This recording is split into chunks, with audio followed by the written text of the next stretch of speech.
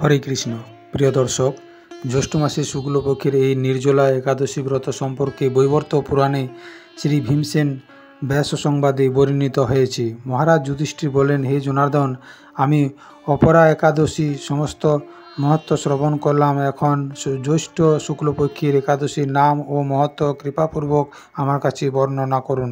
শ্রীকৃষ্ণ বললেন, এই একাদশীর কথা মহর্ষি ব্যাসদেব বর্ণনা করবেন, কেননা তিনি সর্বশাস্ত্রের অর্থ ও তত্ত্ব পূর্ণরূপে জানেন। রাজা যুধিষ্ঠির ব্যাসদেবকে বললেন, হে মহর্ষি দ্বৈপায়ন, আমি মানুষের লৌকিক ধর্ম এবং জ্ঞানকাণ্ডের বিষয়ে অনেক শ্রবণ করেছি। আপনি যথাযথভাবে ভক্তি বিষয়িনী কিছু ধর্মকথা এখন আমায় বর্ণনা করুন। ব্যাসদেব বললেন, তুমি যেসব ধর্মকথা শুনেছ, এই কলিযুগের মানুষের পক্ষে সে সমস্ত পালন করা অত্যন্ত কঠিন, যা সুখে সামান্য খরচে অল্প কষ্টে সম্পাদন করা যায়, অথচ মহাফল প্রদান করে এবং সমস্ত শাস্ত্রের সার স্বরূপ। সেই ধর্মই কলিযুগে মানুষের পক্ষে করা শ্রেয়।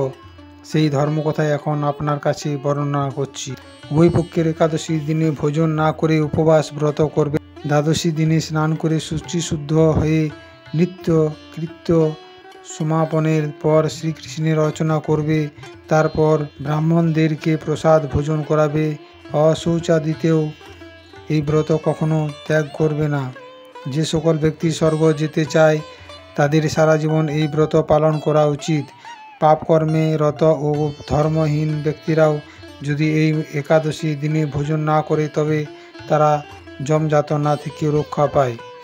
শ্রী ব্যাসদেবের এইসব কথা শুনে গদাধর ভীমসেন অসুস্থ পাতার মতো কাঁপতে কাঁপতে বললেন, হে মহাবুদ্ধি পিতামহ, মাতা কুন্তী, দ্রৌপদী, ভ্রাতা যুধিষ্ঠির, অর্জুন, নকুল ও সহদেব এরা কেউই একাদশীর দিনে ভোজন করে না।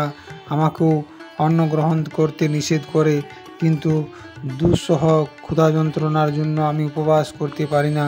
ভীমসেনের এরকম কথা শুনে ব্যাসদেব বলতে লাগলেন, যদি স্বর্গাদি দিব্যধাম লাভে তোমার একান্ত ইচ্ছা থাকে, তবে উভয় পক্ষের একাদশীতে ভোজন করবে না। তদুত্তরে ভীমসেন বললেন, আমার নিবেদন এই যে, উপবাস তো দূরের কথা, দিনে একবার ভোজন করে থাকাও আমার পক্ষে অসম্ভব, কারণ আমার উদরে বৃক্ষ নামে অগ্নি রয়েছে। ভোজন না করলে কিছুতেই সে শান্ত হয় না, তাই প্রতিটি একাদশী পালনে আমি একেবারেই অপারগ। এই মহর্ষি, বছরে একটি মাত্র একাদশী পালন করে যাতে আমি দিব্যধাম লাভ করতে পারি, এরকম কোন একাদশীর কথা আমাকে নিশ্চয় করে বলুন। তখন ব্যাসদেব বললেন, জ্যৈষ্ঠ মাসে শুক্লপক্ষের একাদশী তিথিতে জলপান পর্যন্ত না করে সম্পূর্ণ উপবাস করবে, তবে আমোচনে দোষ হবে না। ওই দিন অন্নাদি গ্রহণ করলে ব্রত ভঙ্গ হয়।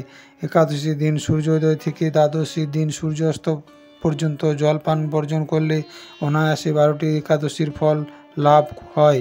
বছরের অন্যান্য একাদশী পালন অজান্তে যদি কোনো ব্রতভঙ্গ হয়ে যায়, তাহলে এই একটি মাত্র একাদশী পালনে সেই সব দোষ দূর হয়।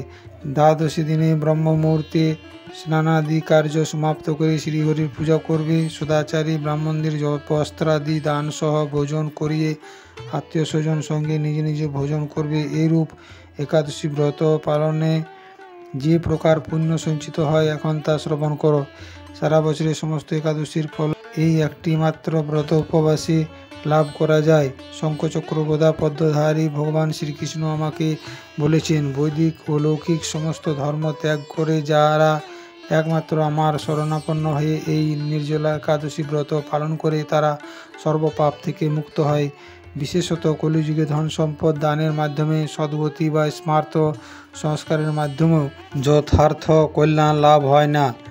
কলিযুগে দ্রব্য শুদ্ধি নেই, কলিতে শাস্ত্রোক্ত সংস্কার বিশুদ্ধ হয় না, তাই বৈদিক ধর্ম কখনো সুসম্পন্ন হতে পারে না। হে ভীমসেন, তোমাকে বহু কথা বলার আর প্রয়োজন কি? তুমি উভয় পক্ষের একাদশীতে ভোজন করবে না। যদি তাতে অসমর্থ হও, তবে জ্যৈষ্ঠ মাসের শুক্লপক্ষের একাদশীতে অবশ্যই নির্জলা উপবাস করবে। এই একাদশী ব্রত ধনধান্য ও পুণ্যদায়িনী।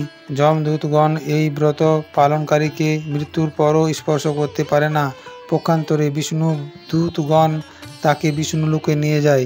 শ্রী ভীমসেন ওই দিন থেকে নির্জলা একাদশী পালন করতে থাকায় এই একাদশী পাণ্ডবা নির্জলা বা ভীমসেনী একাদশী নামে প্রসিদ্ধ হয়েছে। এই নির্জলা একাদশীতে পবিত্র তীর্থে স্নান, দান, জপ, কীর্তন ইত্যাদিতে যা কিছু মানুষ করে তা অক্ষয় হয়ে যায়। যে ব্যক্তি ভক্তি সহকারে এই একাদশী মাহাত্ম্য পাঠ বা শ্রবণ করেন তিনি বৈকুণ্ঠ ধাম প্রাপ্ত হন।